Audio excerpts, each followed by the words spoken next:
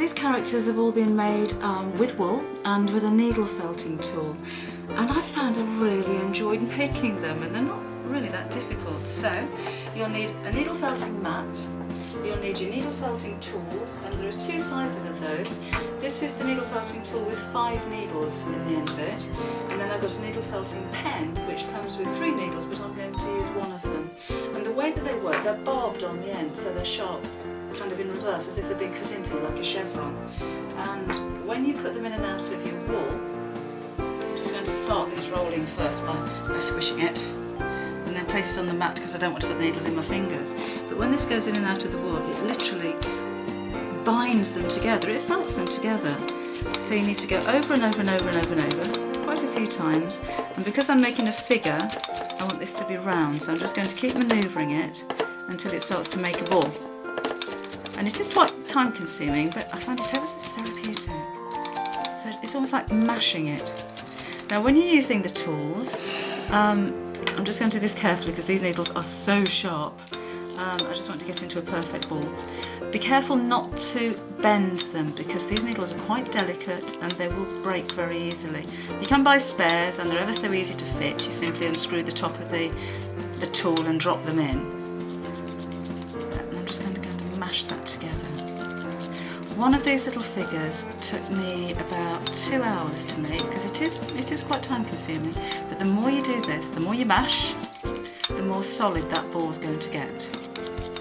So I'll move on from there because you don't want to be watching me for 2 hours into a ball that I've already made, and I think you can see how much more solid that is, and you can just go on and on and on and on, and if you want to make the ball a little bit bigger then you just add a little bit more.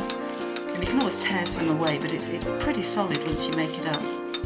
Now if you wanted to add features to this, take some more of your yarn and try to rip it, don't cut it.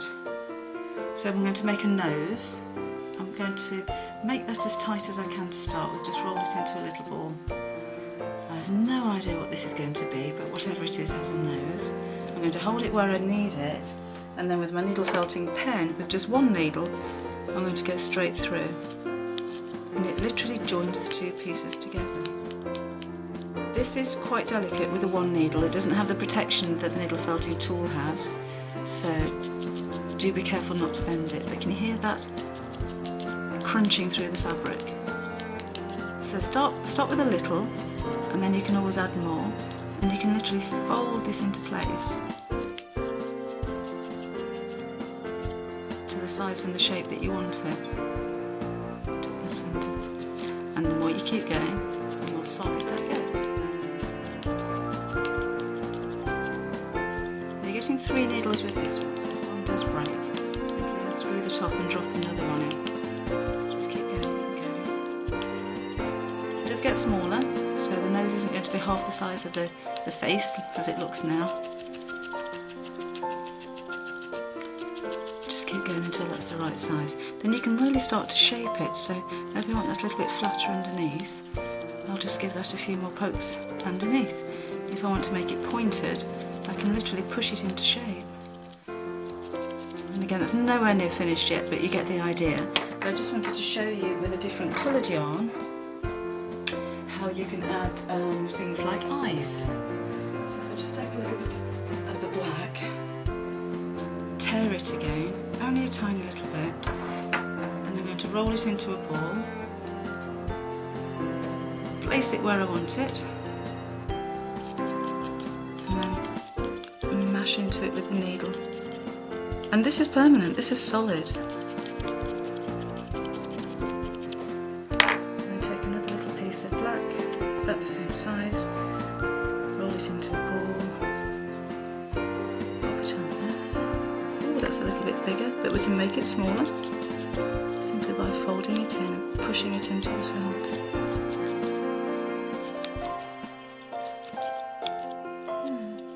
And you can be very delicate with it. You could put a little highlight in the centre of the eye. You need to work on that nose. It looks more like a beak. And then if you're going to join 2 larger pieces together, so when you get to the stage where the head goes in on the body, do it the same way and just push through one piece to the other and keep doing it like I did with the nose, over and over and over and over and over until it's almost adheres. But again, I warn you to watch your fingers, these are incredibly sharp needles. Now when you've made up your little face, you can see with my rabbit there, I did the same with the ears, just stretch those out on the pad this time, made the wool into the shape, and then with a 5 needle tool, mash it all together. It doesn't get stuck into the pad because it's like a brush, like so.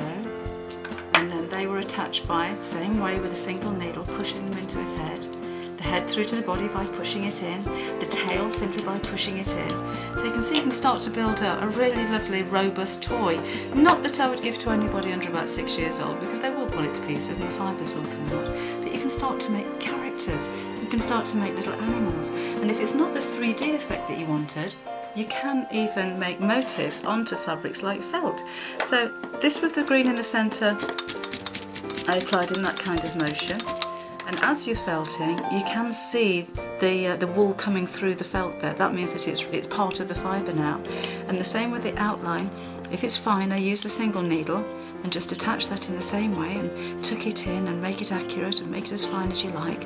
And then I just snip off the excess when I've finished. And I've got a lovely little outline to my heart, which I could then maybe even cut out and make that into a brooch.